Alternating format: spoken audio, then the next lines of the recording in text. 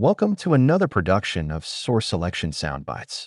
These productions foster learning, insight, and the ability to perform.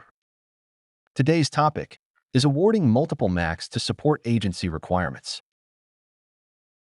Today we will discuss the scope and complexity of the contract requirement, which includes the mix of resources a contractor must have to perform expected task and delivery orders, the duration and frequency of task or delivery orders, and the ability to maintain competition.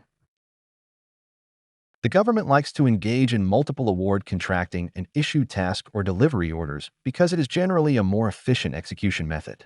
When doing so, given that the rest of the world is excluded from the competition, the agency and government policy generally leans toward multiple awards as it has several advantages such as overall reduced cycle times, more expertise among the group of contractors, continual and increased competitive pressure, which should lead to consistently better pricing in terms and conditions, and less contractor leverage during negotiations due to the continual threat of competition. There are also challenges with setting up multiple MACs such as competition, which will equate to delays required to start work. Continued complex competitions that often require complete proposals that drive up costs and consume resources. Lastly, the intended competition from contract holders is not realized due to a dominant contractor reducing real competition because unsuccessful contractors withdraw after experiencing continued failure and mounting costs at the task order level.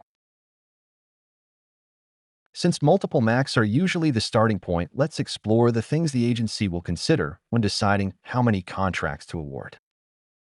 The scope and complexity of the requirement is an important consideration when contemplating the number of support contractors needed. Depending on the breadth and width of the activities and skill sets required, there are several possible outcomes. When the scope is limited, it may be manageable by individual companies. A scope of greater depth and width may require contractor teams with various skill sets such as prime subcontractor or joint venture agreements to successfully manage agency requirements. Finally, if the requirements and skill sets required are so disparate that different multiple award agreements are required to support different aspects of the requirement, the contracts may need to be divided into specialized areas. These decisions are undergirded by consideration of the mix of resources a contractor must have to perform. The more similar the resources and inputs required, the more manageable requirements are by one or a small number of companies. Once the agency decides the number and complexity of tasks that will need to be performed to support the agency should consider how the work will be divided up by task or delivery order. In order to make this determination, the agency must examine the different skill sets required for the task orders and how different are the resources required to perform the full breadth of the requirements. If the skill sets are vastly different, that will probably lead to more task orders being issued. An examination of the scope of the agency's requirements and the work the agency plans to perform, this should lead the agency to an estimate of the number of orders that will be issued during the ordering period. If the agency has in-depth historical acquisition information, this estimate can also be developed by examining the current number of requirements managed by the multiple award vehicle participants and their plans for those requirements going forward. The third consideration, which is deeply intertwined with the others, is the ability to maintain competition. This consideration supports the long-term health of the instrument because there may be considerable bid and proposal costs to obtain IDIQ contracts. These costs can easily exceed $100,000 in some instances.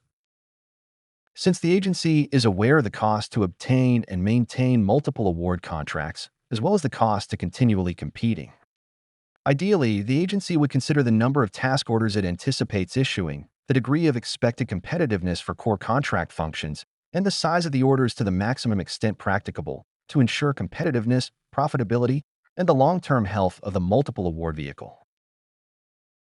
To wrap things up, let's review what we discussed. We discussed establishing multiple award vehicles and the things the CO should take into consideration, including the scope and complexity of the contracting requirement. Second, we discussed duration and frequency of task orders. And third, we discussed the ability to maintain competition throughout the life of the multiple award contract. Thank you for watching another episode of Source Selection Soundbites. For additional information, check out some of the other videos in this series, other productivity partners materials, or our source selection answer app that is available on the Google Play Store and Apple Store. In any event, thanks for watching, and see you next time.